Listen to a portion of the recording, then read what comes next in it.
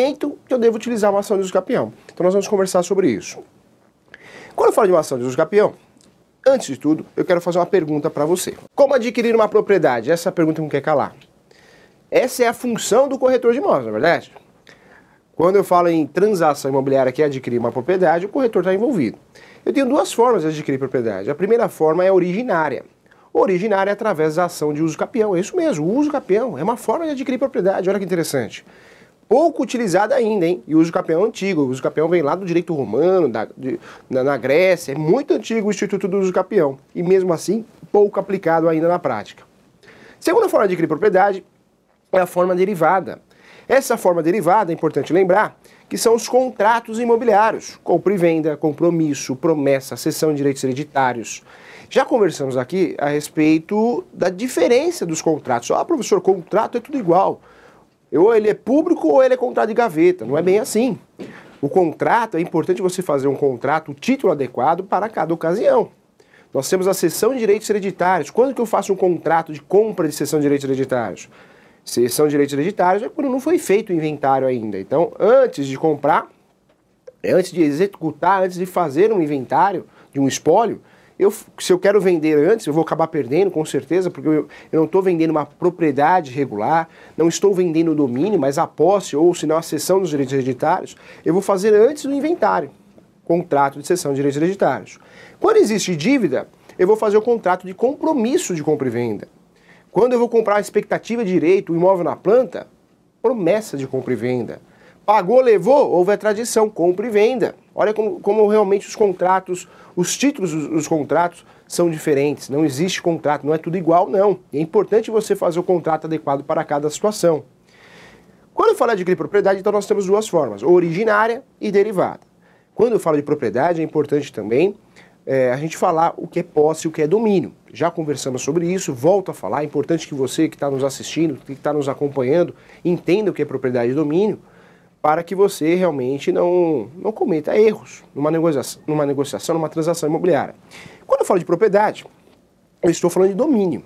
Domínio é o fato de eu ter o meu nome vinculado lá no cartório de imóveis, ou seja, eu ter o registro por competência lá no cartório de imóveis. Isso significa domínio. Professor, só é dono quem tem o domínio. Tem uma segurança jurídica quem tem o domínio. Por quê, professor? Porque quem tem o domínio gera a publicidade lá no cartório de imóveis. Como assim? O seu nome, da sua esposa, vai estar lá no cartório de imóveis. No cartório de imóveis, quando eu solicito uma certidão de matrícula, ou uma certidão de transcrição, ou uma certidão de propriedade, vai constar aquela propriedade no seu nome. A matrícula é o RG do imóvel. É o RG do imóvel. Mas nem sempre eu tenho o domínio.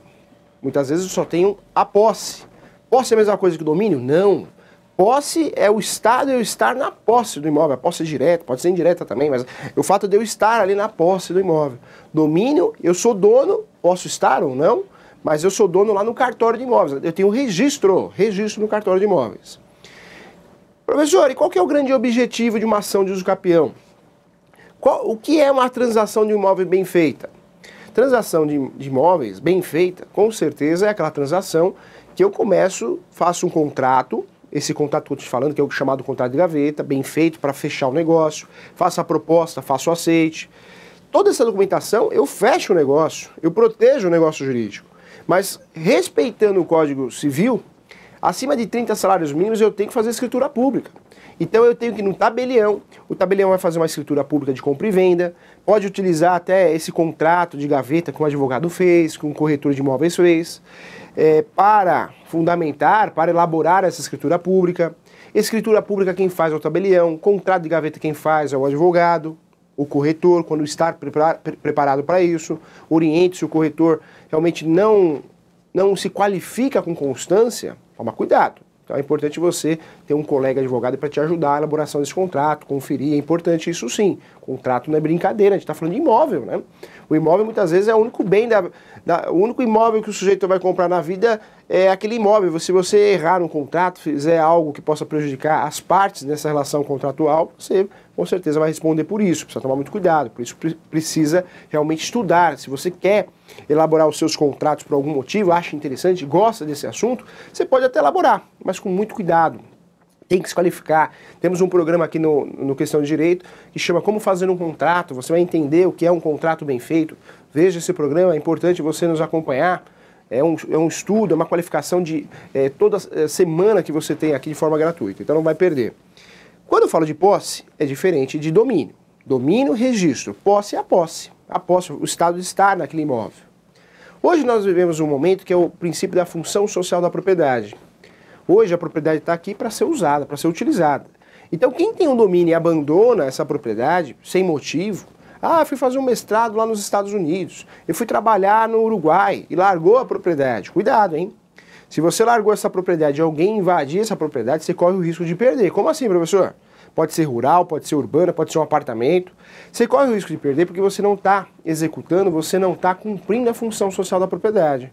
Peraí, professor, mas eu tenho meu nome no cartório, eu tenho um domínio. Mas muitas vezes o domínio não te protege. Atualmente não protege no sentido de você não cumprir a função social da propriedade. Então tome cuidado com isso. É interessante, nessa situação que você vai trabalhar fora, em outro estado, outra cidade, vai fazer um curso, não sei. É interessante você alocar esse imóvel, fazer um contrato de locação. Mas eu não quero alugar para ninguém esse imóvel. Então faz um empréstimo, por escrito, que é o comodato. Porque você inibe uma ação de uso capião. Você vai entender o que eu estou falando. Porque quando eu falo de uma ação de uso capião, eu tenho requisitos que eu devo cumprir. Professor, qual que é o grande objetivo de uma ação de uso capião?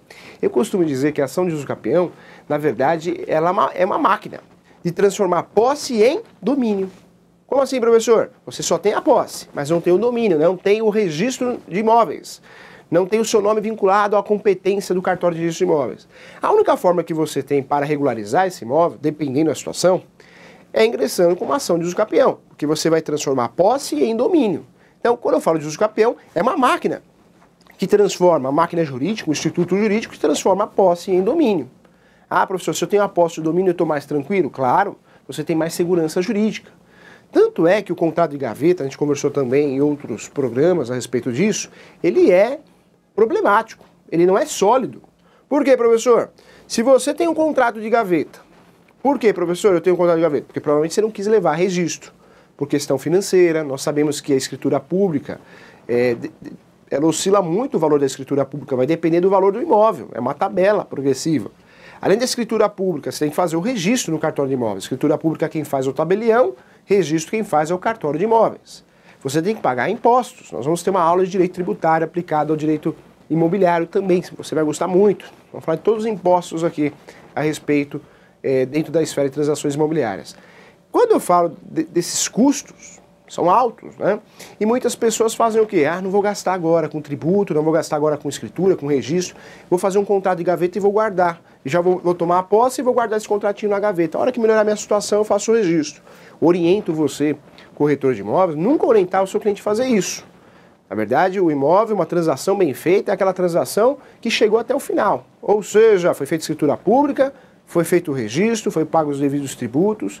Mas é mais caro, o cliente não vai querer comprar. A orientação do corretor é fazer a coisa do começo ao fim. Finalizar a coisa, fazer a coisa da forma adequada. Porque esse sujeito que tem um contrato de gaveta na mão, ele está sem segurança jurídica nenhuma.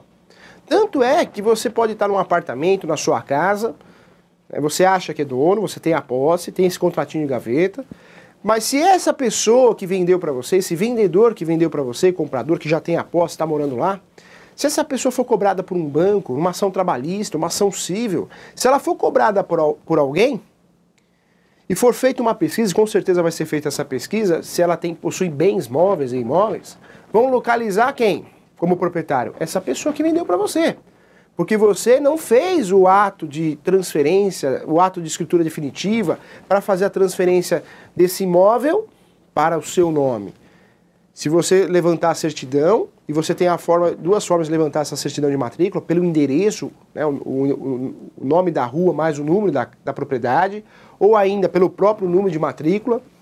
Se você faz esse levantamento, vai constar como o último proprietário essa pessoa que vendeu para você, porque até então você tem um contratinho de gaveta.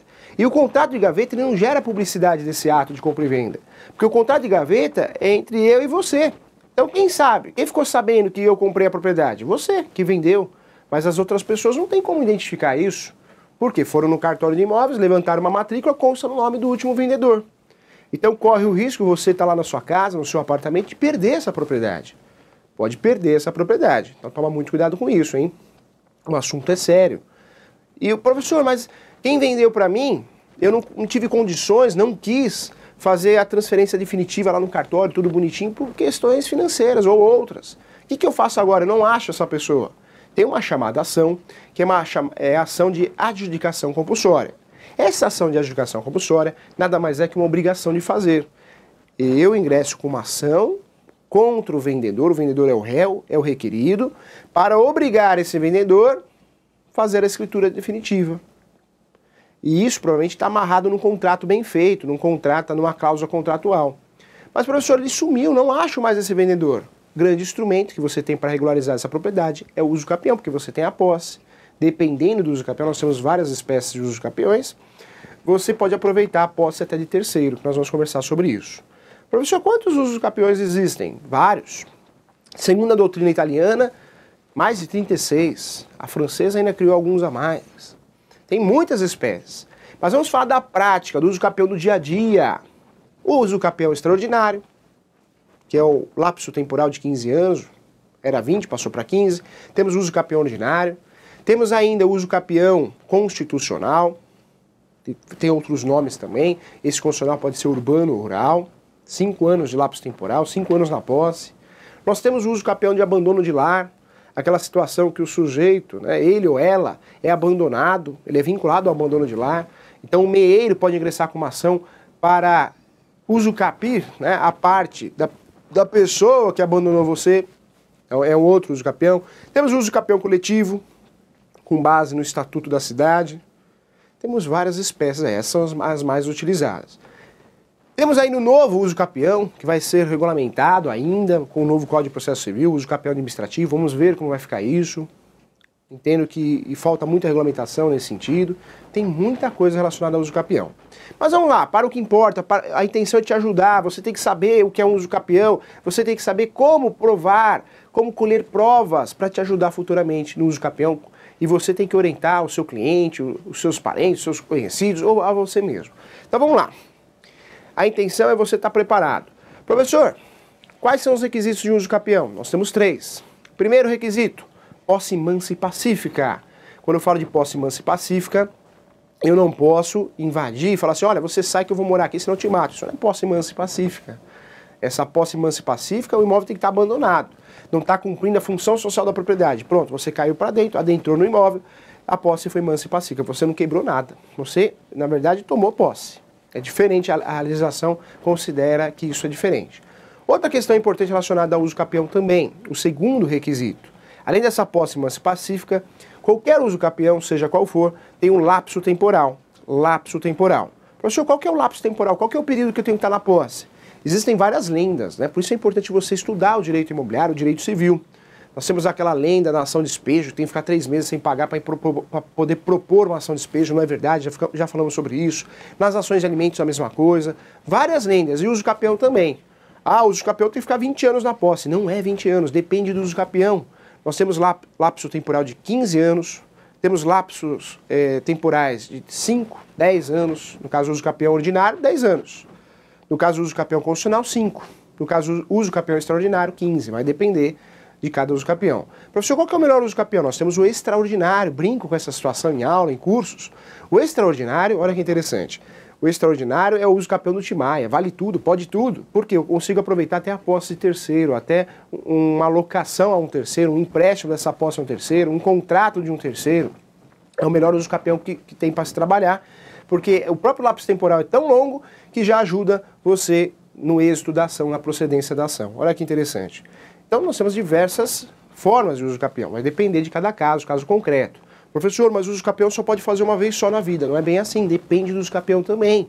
Existem ações de uso capião, dependendo do uso capião, você pode utilizar para regularizar uma propriedade, sendo que você já tem a propriedade no nome, não é bem assim. Professor, o uso capião é só até 250 metros quadrados. Também não é verdade, depende do uso capião. Tem uso capião que não tem limite. Não tem limite. Se fosse assim, a gente não conseguiria fazer uso capião de imóveis rurais, tá? Vai depender. Então, primeiro requisito, posse mansa e pacífica. Segundo requisito, lapso temporal, seja qual for, 3, 5, 4. 10, 20. Aí a gente vai ter que estudar o uso do capião específico. Na prática, de 15, 10 e 5. Na prática, os mais utilizados. Outra questão importante também, que é um requisito, a vontade de ser dono. Quando eu falo de uso do capião, a vontade de ser dono, não é aquela vontade de ser dono quando você assina um contrato de locação e fala assim para sua esposa ou para o seu marido, fala assim, olha, eu gosto tanto dessa casa, a gente paga aluguel já há 3 anos, eu queria tanto ser dono, pronto, já vou entrar com o uso do capião, já tem mais um requisito, a vontade de ser dono. Essa vontade de ser dono não é aquela vontadinha no meio do caminho, é a vontade inicial. Por isso, quando você ingressa na posse do uso do capião, você já tem que ter a vontade de ser dono para cumprir o requisito do uso do capião. A partir do momento que você assinou um contrato de locação, um contrato de comodato, um empréstimo gratuito, não cabe o uso do capião. Professor, mas na prática eu posso omitir essa informação. Não sei, se ela vir à tona, você vai perder o uso do capião. Porque o uso do capião tem 3 requisitos, hein? 3. Lapso temporal, seja qual for, aí precisa estudar o caso. 15, 10, 5. Posse mansa e pacífica. E o outro requisito é a vontade de ser dono. Para os juristas, conhecido como ânimos da posse. Ânimos da posse. Cuidado, hein? Eu oriento você a falar para o cliente a vontade de ser dono, você é advogado, você é corretor, ou para guardar didaticamente, a vontade de ser dono fica mais fácil. Porque se você falar ânimos da posse, o sujeito pode ser que ele vire para você e fale assim, mas eu já tomo o Rivotril já. O que é isso aí, esse ânimos da posse? Né? É uma vitamina? Não, ânimos da posse é a vontade de ser dono. Então, uso do capião, 3 requisitos, lapso temporal, posse mansa e pacífica, e ainda a vontade de ser dono, a vontade inicial. Eu já tenho que entrar no imóvel com a vontade de ser dono. Importante lembrar que cabe uso capião para bens móveis e imóveis. Cabe uso capião para bens móveis também, hein? Carro, bicicleta, barco, também cabe uso capião também. Então fique atento em relação a isso. Quando eu falo de uso capião, é importante deixar claro também em relação aos documentos. Nós temos diversos documentos que fazem prova no uso capião. Documento importante para fazer prova, não é que é obrigatório, é facultativo, mas se você tiver ajuda. Contas de consumo, água, luz, tributos, telefone, tudo isso é prova, prova a posse, prova que você realmente está na posse já há muito tempo, que está cumprindo lapso temporal.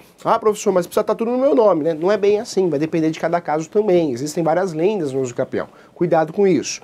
Então essa posse tem que ser mansa e pacífica, tem que cumprir um requisito, que é o lapso temporal, seja 5, seja 10, seja 20, 15. Tem que ainda, essa posse, ter a vontade de ser dono, a vontade inicial, você tem que ter essa vontade inicial e tem que ter esses documentos pertinentes. Outro documento importante é o memorial descritivo e a planta do imóvel. Quando você fala de uso do capião, precisa juntar a planta e o memorial descritivo. Professor, mas eu não tenho isso, onde eu acho isso? Ou no cartório de imóveis, ou na prefeitura, vai depender de cada região, de cada estado. Mas se você não achou, aí você vai ter que contratar um topógrafo. Esse topógrafo vai cobrar para fazer esse serviço. Cuidado, né? Tem muitos topógrafos por aí que prometem fazer essa topografia de forma adequada, mas muitas vezes não pode nem assinar esse documento, não segue os requisitos que devem ser seguidos para que tenha efeito numa ação de uso capião. Então toma cuidado. Quando um profissional cobrar muito pouco, um valor muito abaixo do mercado, fique atento, porque não adianta nada você pagar.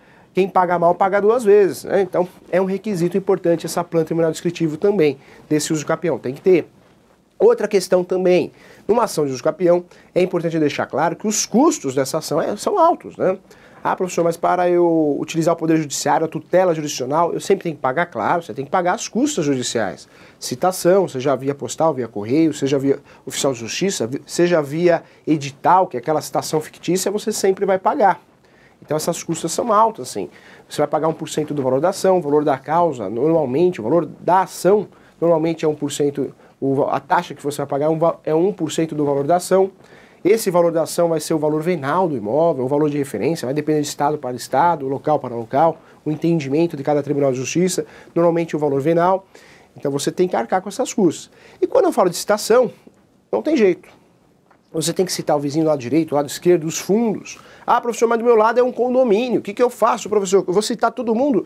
São 4 apartamentos, são 22 andares. Você vai citar o representante. Quem representa o condomínio? O síndico ou a administradora. Então é ele que você vai citar. Ele representa o condomínio, o administrador ou o síndico profissional. Vai depender de cada situação. Quando eu falo de uso capião, é importante deixar claro que tem que ter esses documentos. Não é obrigatório, é facultativo, mas quanto mais documentos, melhor. Citação, tem esses custos, não tem jeito. Professor, tem como eu realmente não pagar essas custas? na verdade, você tem que pedir justiça gratuita e tem que ser deferida.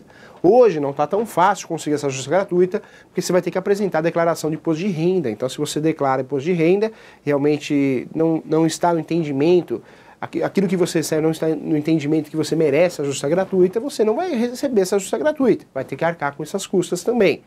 E importante deixar claro também, de forma prática, em curso é prático hoje, quando eu falo de ação de uso capião, 99,9% o juiz vai nomear um perito e vai ter que pagar esse perito também.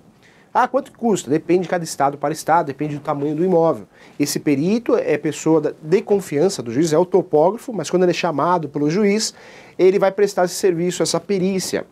Vai fazer uma perícia, e nessa perícia ele vai verificar, vai fiscalizar, vai apontar, vai fazer uma planta. Então não tem jeito, não tem como escapar. Mas professor, eu já apresentei a planta e a topografia, será que mesmo assim vai nomear um perito? Vai. Porque o juiz, numa ação de uso capião, ele tem a função de fiscalizar esses atos para verificar se não tem, não está roubando um pedacinho da posse de alguém, de terra de alguém, né, da propriedade de alguém, entre outras questões, se o imóvel é público ou não, então sempre vai nomear um perito. É importante deixar claro que numa ação de uso capião, muitas pessoas vão se manifestar. Como assim, professor? Numa ação de uso capião, várias pessoas vão se manifestar no processo. Ministério Público, procuradorias das fazendas, né? Quando a gente fala das fazendas, União, Estado, município, vão se pronunciar no processo também. Devem se pronunciar para ver se tem interesse na ação, se o imóvel não é público, se existe alguma questão nesse sentido. Então, olha quanta coisa a gente está falando de uso capião aqui. Bom, quando eu falo de uso capião, professor, quais são os requisitos? Você já sabe, posse mansa e pacífica, lapso temporal, seja 5, 10, 15 anos, vai depender do uso capião, e ainda a vontade de ser dono, a vontade inicial, não aquela vontadinha no meio do caminho, não, vontade inicial. Se você apresentar um contrato de locação no uso capião, você já vai com certeza ter problema com esse uso capião para conseguir o deferimento. Não deve apresentar esse contrato de locação. O contrato de locação e o contrato de comodato inibe a posse, essa vontade de ser dono inicial. Documentos você já sabe, água, luz, contas de consumos, tributos. Professor, qual que é a competência? Vai depender de cada estado, de cada cidade. Nós temos aqui em São Paulo a competência dos fóruns, na verdade as varas especializadas. Nós temos a vara especializada em registros públicos aqui em São Paulo, mas vai depender. De regra é vara cível, né? Se eu tenho uma vara especializada, é para a vara especializada que eu vou. Essa é a política nossa aqui.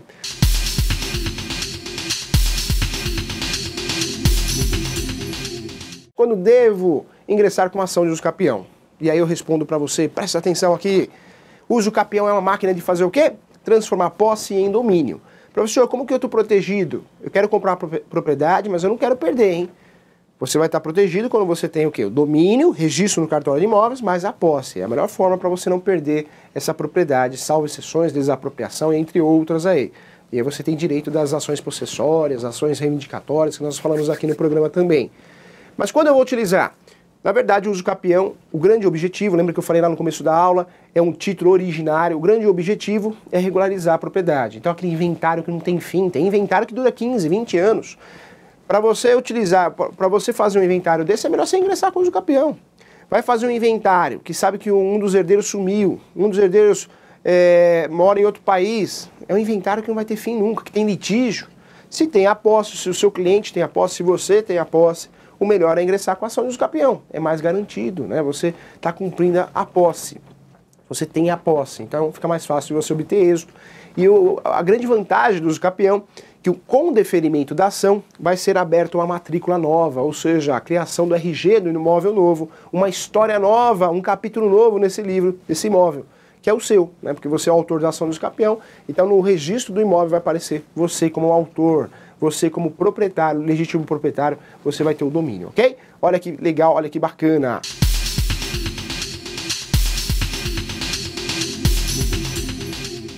Legal, vamos responder aqui a nossa amiga Rosária. Rosária, não esqueci de você, um grande abraço para você, continue acompanhando o nosso programa. Então vamos lá, o que é a Rosária? Resumindo o que a nossa amiga Rosária perguntou aqui para nós. A Rosária pergunta que tem um inventário em andamento, mas esse inventário já está durando há 10 anos, não tem fim.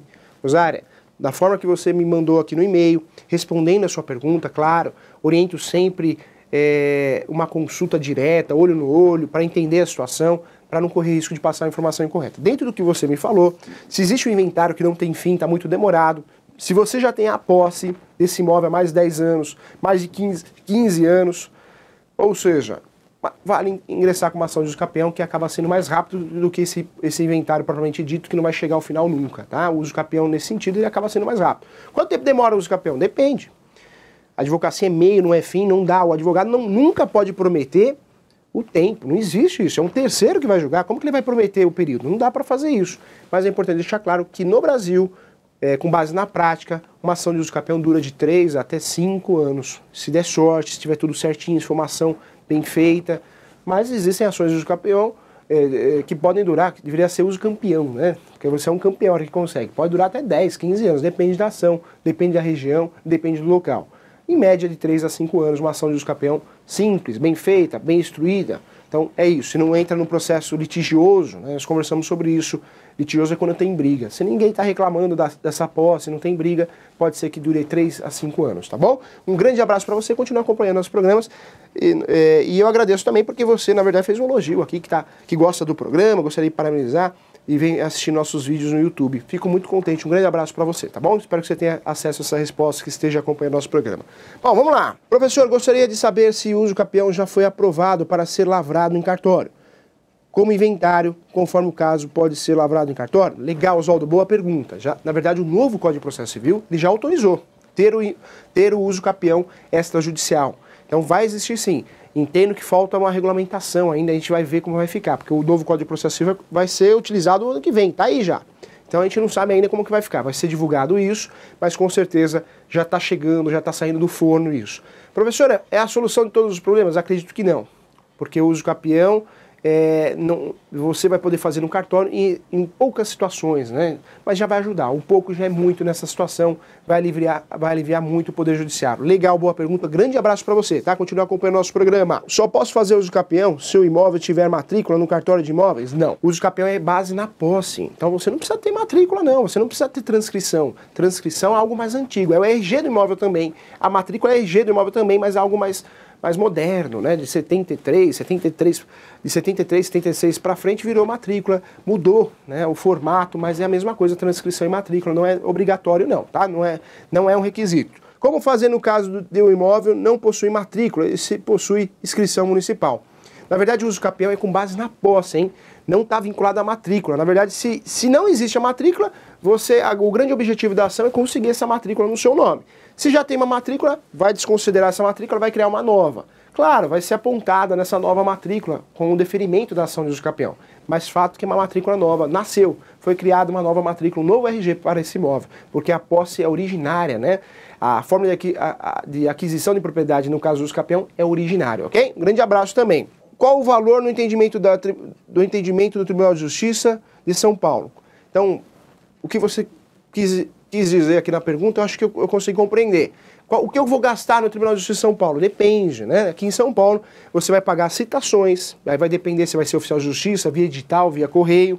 Isso aí está lá no site do Tribunal de Justiça de São Paulo, de cada estado também, e 1% do valor da ação. O valor da ação vai ser, na verdade, o valor venal aqui em São Paulo, tá? Em São Paulo o valor venal, em outras cidades, outros estados, normalmente é o valor venal também, mas sempre tem que confirmar, porque no direito muda muitas informações, cria um valor de referência, cria um valor venal, mas você vai ter esse custo aí com a taxa judiciária e com as citações, ok? Então é importante, sem falar da perícia também, não pode esquecer dessa perícia, que é um custo também. Bom, passou rápido o nosso programa, quero agradecer você, conte comigo, hein? Um grande abraço, tchau, fui!